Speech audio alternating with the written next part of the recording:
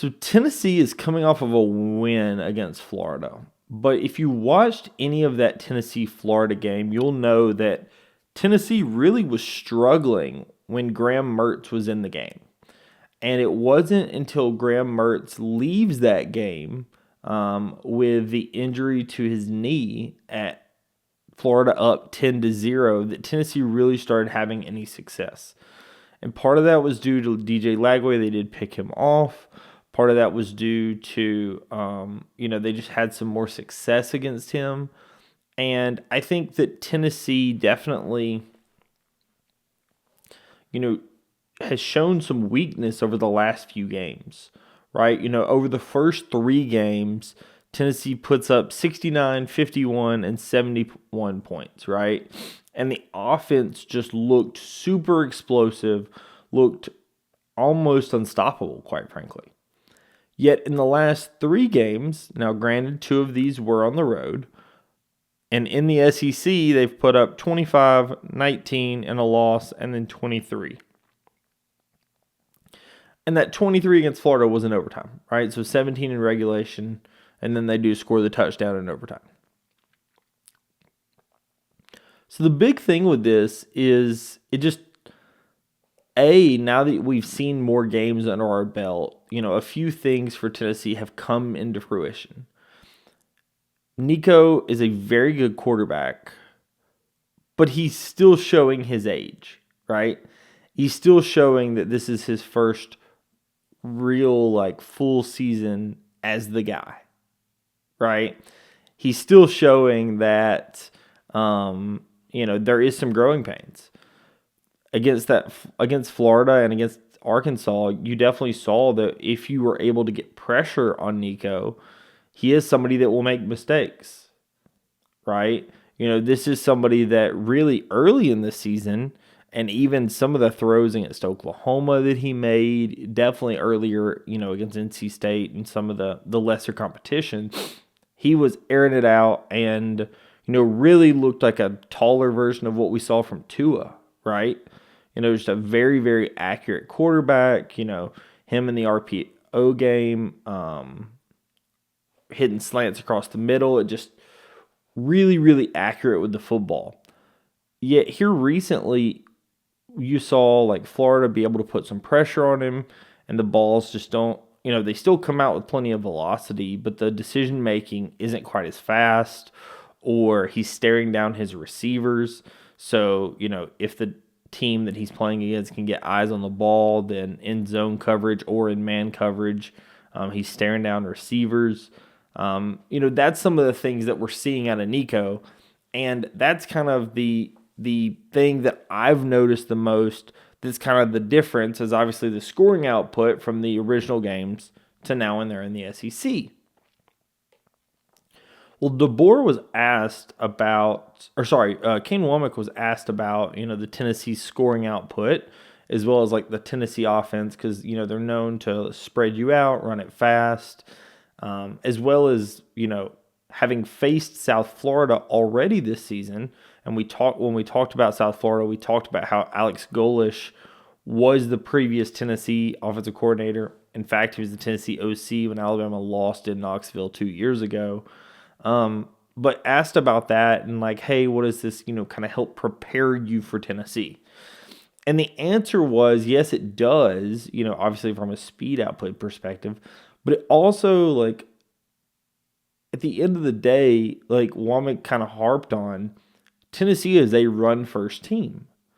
And from the outside looking in, I was like, is he accurate on that? Obviously, I know they are trying to run the ball and stuff like that, but I know when you see a lot of things about Tennessee, all the highlight tapes seem to be passing. So that kind of surprised me.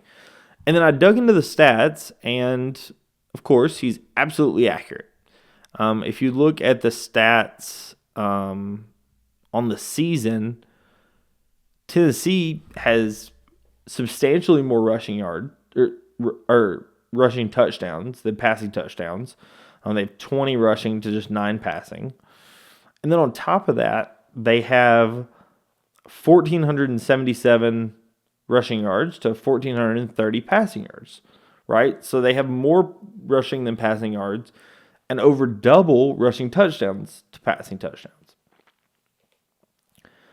And that kind of, leads you to realize what Tennessee is trying to do, right? We know Tennessee does the ultra wide sets, but really they're just trying to create leverage when it comes to the people in the box, right? They're trying to spread out your box as much as possible. And depending upon how you defend that, either they're going to have assignments and matchups on the outside that they really like, that they think that they can take advantage of with deep shots, or they're going to try to run the football. So the thing when it comes to defending Tennessee is playing, solid assignment football and defending the run so that you can keep the box in a situation that allows to be able to defend the pass as well, right? And they're going to do a lot of that with their formations and super wide sets, right? Tennessee's going to use much wider sets than what you'll see against most teams.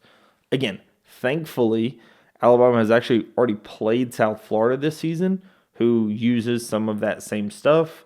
They use some of that speed, So this is definitely something that we have seen before this season. And since we have already faced South Florida, that's going to be a benefit to us. I think we're going to have to call back on some of that, especially when it comes to the defensive side of the football, and getting that. One thing I really need to see in this game, and it's something that we have not seen a ton of. I thought we saw a little bit of it in the Georgia game, but we have not seen as much of it in some other games, is truly changing up the defense. And what I mean by that is obviously we run a ton of cover one, and I know that's our base defense. But I would like to see us giving some different pictures to Nico, right? The place where he's had the most inconsistency is when he's obviously been pressured, and as well as if you can change the picture from pre-snap to post-snap. And that's two things that I think Kane Wommack has to do in this game, right? In my opinion, he has to bring more pressure, right? That we're going to be on the road in a very hostile environment. Knoxville, I'm sure, will be rocking. And we will need to get as much pressure on Nico as possible, and that cannot just be done from a four-man rush. Not to say that our four-man rush, may not be able to cause some pressures. I know LT Overton and Quay Russaw and a couple others have had some success. But I think we need to bring some additional guys at certain points that make sense so that we can get to Nico, cause him some, discomfort. And that is what has had the most success against Nico.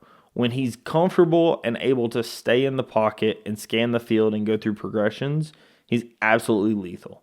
When you're able to get him, out of the pocket and off kilter, off of his rhythm, defenses have definitely had some success with him. You saw it some in the Oklahoma game. You saw it much more in the Arkansas and in the Florida games, right? This is a situation where if you can get him off of what he's trying to do, I think that you can have some success. Shifting over to the offensive side of the football, I think that the first thing that you need to do against this Tennessee team is establish the run. And I think that the run is actually a little susceptible of this Tennessee team. I think part of that is, more prevalent kind of the later it goes in the game. And that's because the number of play, or how quickly Tennessee plays on offense, is sometimes at a detriment to the Tennessee defense, right? It's very well known that Tennessee's offense is going to go super fast when they're on the field. And the way to think about that is look at like some of the first Alabama games. The Western Kentucky game kind of comes to mind. Obviously, Alabama was up huge in that game. But early in that game, Alabama scores so quickly that the time of possession was getting, really out of hand. But then later on, we end up, having a couple longer possessions, and the time of possession in that game is fairly close at the end. And that's not something that's really what Tennessee does unless they get a huge lead, right? Tennessee does what they do on offense, and a lot of that is going quick, right? If we pull up the Arkansas game and the stats in that game, Arkansas led time of possession by a little over 10 minutes. The Florida game, Florida led the time of possession by just about 10 minutes, right? Both of these games in the 25-35 range. This is something that Tennessee has been susceptible to, right? This is something that teams have been able to take advantage of when it comes to Tennessee this season, is that Tennessee, again, does what they do on offense. And that is in large part causing them to have their defense on the field much longer than you would typically see, right? In the Oklahoma game, they started running the clock out as they got a lead, especially like when Oklahoma brings in their backup. Tennessee continues to run the ball a little more, run some clock. Tennessee actually wins the time of possession battle, right? However, when Tennessee is either behind or, even in most games, they're trying to use tempo on offense to get your defense out of position and take advantage of your play calling. And when they're doing that, it's causing their defense to just be a little more tired. They're on the field a little more often, right? And that is able to be taken advantage of when it comes to the run, right? In the Florida game, Florida averaged about 3.5 yards a run. And you saw some of that in the second half where Florida would be able to, really gash Tennessee. Florida was not able to, break out the huge home run, but they definitely had some success. And Tennessee was even having some struggles, tackling on the perimeter. There was one or two instances where Florida's running backs were able to kind of put the shoulder down and, take on a linebacker or a defensive back one-on-one and, break the tackle and, just have some success. So really, I think that honestly kind of, I mentioned that Tennessee is going to try to attack you by running to open up the pass. I think Alabama really kind of needs to do some of the same, right? Obviously, Alabama is a little bit more of a passing attack with Jalen Milroe. But I think in this game, Tennessee potentially is going to try to bring some pressure at Milroe. If I'm Tennessee and I watched what happened in that South Carolina game and the success that South Carolina had, typically the success they had was when Milroe was uncomfortable. Part of the way that Milroe became uncomfortable is he was getting pressured. Part of the way that you can get pressures is being ahead of the chains on the defensive side of the ball, right? So from Alabama's perspective, if we want to stay ahead of the chains, I think that we really need to rely on Jam Miller and Justice Haynes early in this game to run the football and establish the run. Or, even if it's the quick out passing game, to Jeremy and Kobe Prentice and Ryan, or even your running backs, right? Your pseudo run game. All of that, in my opinion, needs to be established early in this game because I think that's where Tennessee has had a few issues. I do think that eventually you're going to have some shots. Florida had their shots, and they capitalized on a couple of them. They missed on a couple of them. You definitely saw that Graham Mertz and DJ Lagway both were able to run the ball at times where over pursuit by the defensive line or linebacking core. And DJ Lagway and Graham Mertz both are able to scramble a little bit. Obviously, neither one of those guys are as good with the ball in their hands as Jalen Milroe is. So I do suspect that Jalen's probably going to have a couple of instances to run in this game. But I would also, like I said, I would also personally love to see us try to establish the run early, because I do think that Tennessee has been a little susceptible to it, right? So on their side, like I said, it's going to be them trying to establish the run to set up the pass. And then for us, I would say it's kind of the exact same. This is going to be an absolutely ruckus environment. Obviously, this is a part of a huge doubleheader, huge college football weekend with Alabama, Tennessee, followed by Georgia, Texas. This is obviously a rivalry game, the cigar game. This is a huge game for Alabama football. And I think that when it comes to the outlook of Alabama, it was very positive early in that Georgia game. And obviously in the second half, Georgia comes back in that game. And since then, you've seen a loss to Vandy and a close game that really Alabama seemed to have some control of early, and they really faltered. And at the end, in like kind of the second quarter, and Alabama, has to eke out a win against South Carolina. And a lot of Bama fans at this point are very nervous for good reason. And I think that for any of us that have watched Tennessee over the last few weeks and have seen that this Tennessee team, once thought to be super explosive and just the offensive juggernaut, those of us that have seen it have now seen what Tennessee, kind of some of the struggles they've had as well, and think that this is a game that we may be able to win, right? Coming into this game, if you were to ask me to predict this game 2 weeks ago, I really was expecting to pick Tennessee in this game. And, anybody that knows me knows that I have on multiple occasions been like, that game in Knoxville scares me.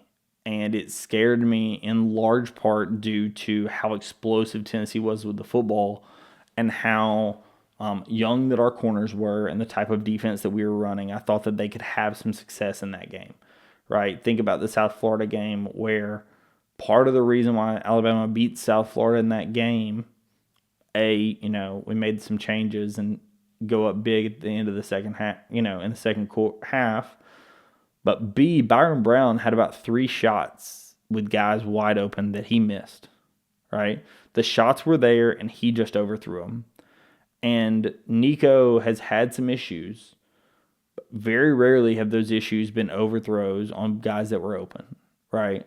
Typically, his issues are more in the staring down a guy, so he ends up getting picked off.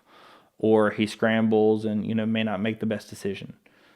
It's not the inaccuracy with a clean pocket. That's really what we were seeing on the Byron Brown front against South Florida. He was missing the open shot. I'm not expecting that out of Nico, right? So this game definitely scared me a lot early. After having watched the last couple of games with Tennessee, I've seen some of the same things that I've seen with Alabama, right? The team has been far less consistent than I once thought. The team has shown definitely much more weakness in the loss at South Carolina and in this last game against Florida. And really just has shown to be a little bit different team than I once thought Tennessee was.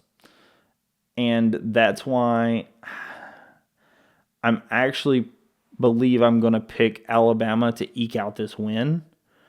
There's something about Kalen DeBoer in a very close game that the Vandy game, I think, was unique in the sense that Vandy, just basically played keep away, right? And that's really what you need to do against Kalen DeBoer, because when Kalen DeBoer has any time left, it's a situation where his offense and Nick Sheridan's offense are kind of going for the ball, right? They're going for the deep shot.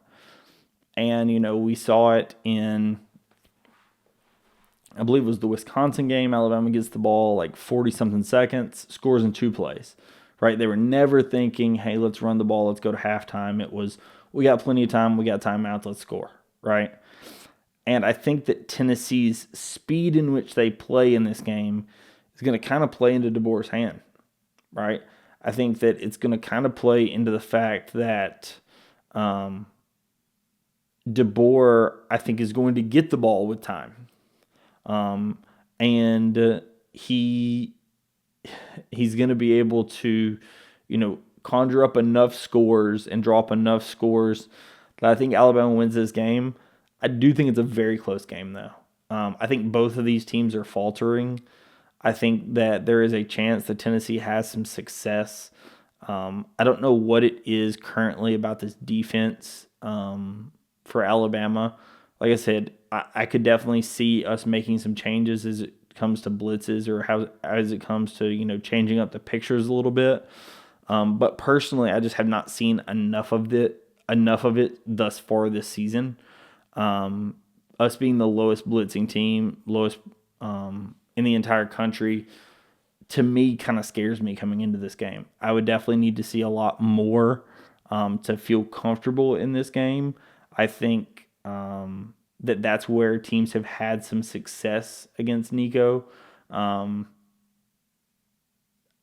so definitely, like I said, that's something that I would definitely like to see. If I knew that was going to happen, I maybe feel a little bit more comfortable and maybe a 7 to 10 point win, but I'm thinking this is closer, 3 to 4 points in Knoxville. I'm looking at maybe a score of like 27-24, 28-24 kind of number. I think this is a little bit lower scoring of a game than potentially otherwise anticipated. Early in the season, when you see Alabama putting up some of the numbers, you know about Kalen DeBoer, you see Nico and Heupel putting up the numbers. The expectation may have been that this was going to be another shootout in Knoxville similar to 2 years ago.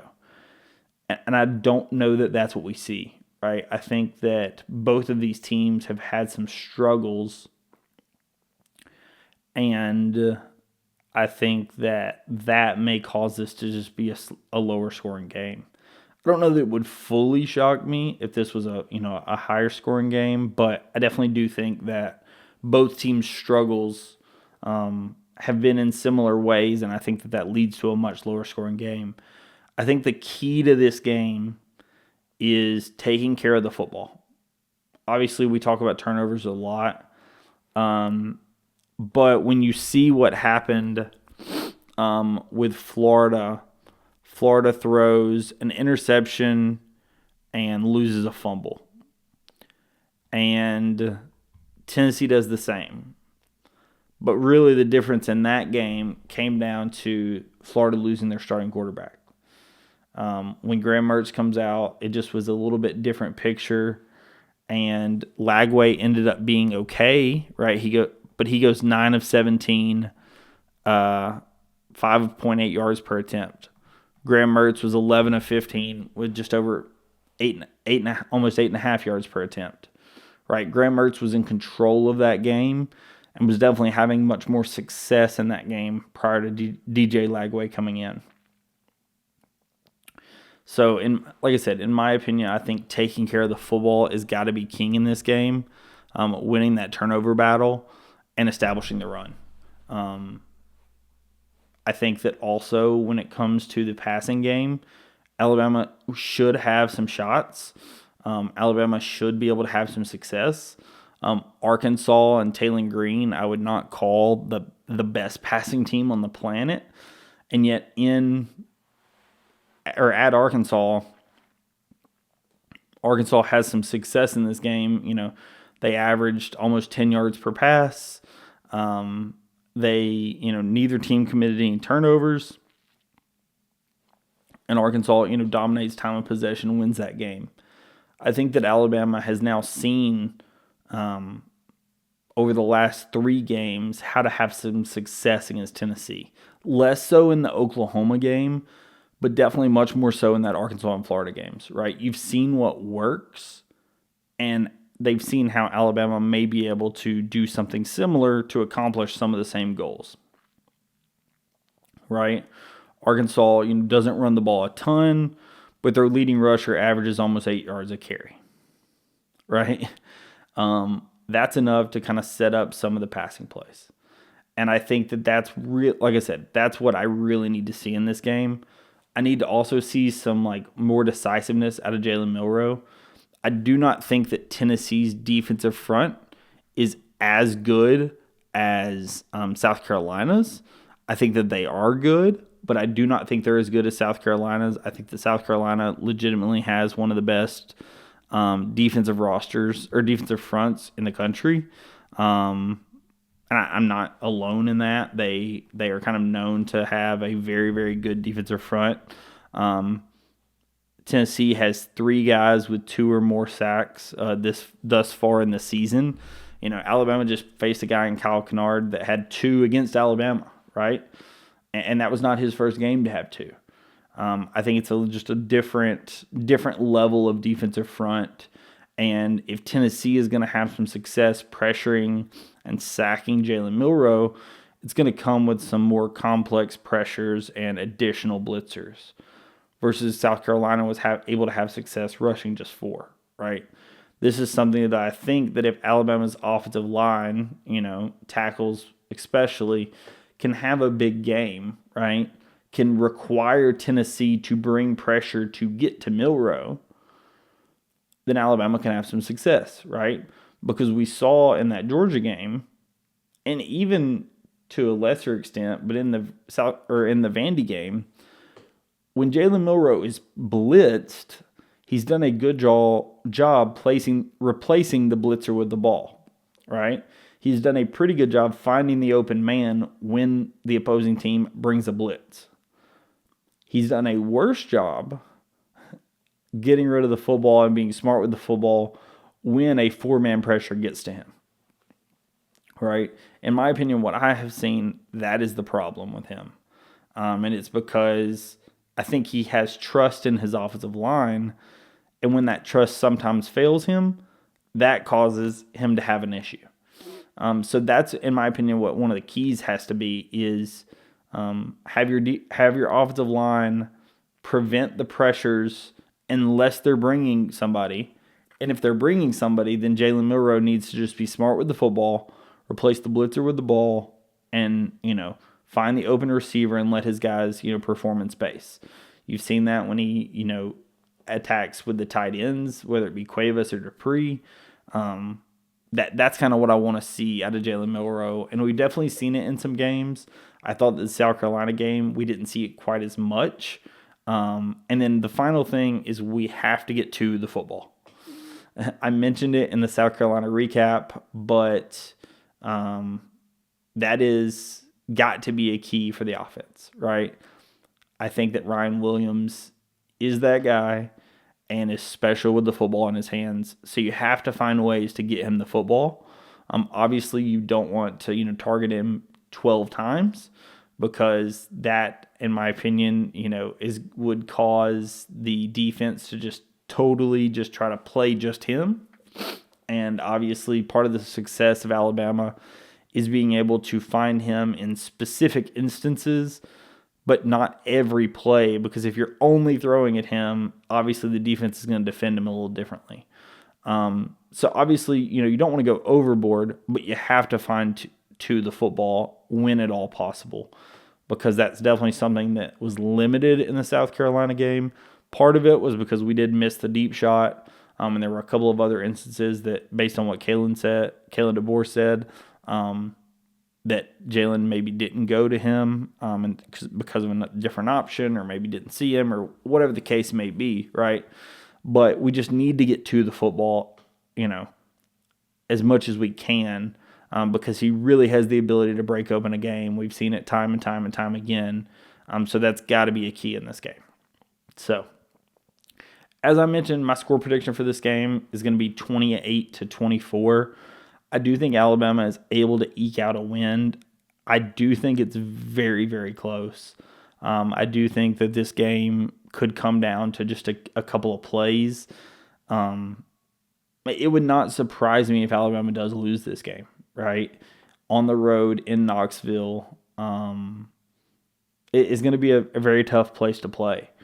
And if Alabama loses this game, it's because Nico is able to fix some of the issues that we've seen, and that Alabama is not able to get the pressure against him that I think that they're going to need to have to be successful. If Nico is allowed to stand back and pick our defense apart, I think he's going to. Right? I think he's talented enough with the ball and has a good enough arm and an accurate enough arm that if given time, he will pick you apart. So the key to this game has to be to get pressure on him, not let him be comfortable in the pocket, and then I think we potentially have some success. Again, if we allowed him to have time, if we allowed him to not be pressured in the pocket, I think there is a very good chance that Alabama loses this game. But I do think that I believe in our defense enough that they know what they're doing, and that I'm not crazy in saying that, if I've seen it on tape, I'm sure they have. So, like I said, I'm going to believe in them, and I'm going to say Alabama 28, Tennessee 24. So that is the episode for today. Thank you so much, everyone, for watching. I will have a breakdown of the Tennessee game here coming up. I will also break down the Wake Forest scrimmage in basketball, exhibition in basketball that's happening on Friday. So Wake Forest scrimmage will be happening exhibition will be happening on Friday. Obviously, the Alabama game will be happening on Saturday. So in my episode on Sunday, I will cover both of those. So if you are interested, please subscribe to the channel. I would appreciate it. Thank you so much, everyone, for watching, and I will catch you in the next episode. Peace.